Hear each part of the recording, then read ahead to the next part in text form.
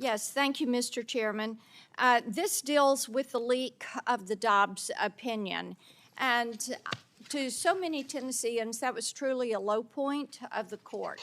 Now, confidentiality and trust of the court, this is something we've talked about a good bit, how important that is to the deliberative process. And Justice Thomas said, when you lose that trust, it changes the institution fundamentally. And that leak really put a spotlight on the efforts of some from the left to push forward their agenda. They went so far as to accuse Justice Alito of leaking the draft. And the American people knew that that was unlikely. The leak didn't just harm public confidence in the court, it literally made the justices targets, a target of assassination. Children became targets.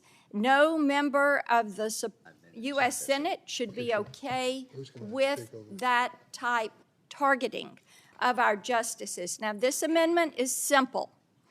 Since it seems that my colleagues on the other side of the aisle are intent on pushing through this effort to delegitimize the Supreme Court, my amendment delays the implementation of this bill until the Dobbs leaker is identified and publicly disclosed. This ought not to be a hard vote. Mr. Chairman, even yourself, in January, you said, and I'm going to quote you, the leak of the majority draft opinion in the Dobbs case was an unacceptable breach of the Supreme Court's confidentiality and trust. So I am going to urge my colleagues to vote yes on this amendment.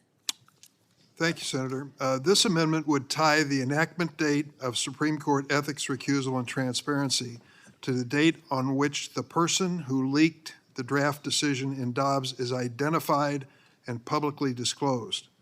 I hope we can all agree, as I said earlier, that the leak of the majority draft opinion was unprecedented and an indefensible breach of Supreme Court confidential deliberations. However, I'm disappointed that the Supreme Court's own investigation, ordered by the Chief Justice Roberts, into the breach failed to uncover the source of the leak. I'm especially disappointed the investigation did not include sworn interviews for the justices themselves. They've said they've gone to every possible person, but they stopped short of asking for sworn statements by the justices themselves. If anything, this highlights the need for more independent oversight of the court. However, this amendment would do nothing to address this failure, nor address the failure of the crisis of public confidence in the court.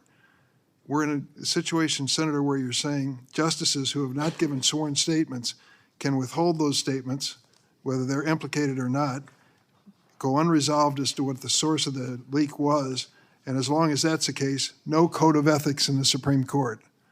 I don't follow your thinking on this, and I oppose this amendment. Oh, Mr. Chairman, I think that it makes perfect sense that we would withhold this until they come forward with this information. This is something that we want to know. It is something that the American people want to know. So we should hold this bill, and even if it's signed into law, it would not be implemented until we find out who is the leaker and until that issue is resolved. Question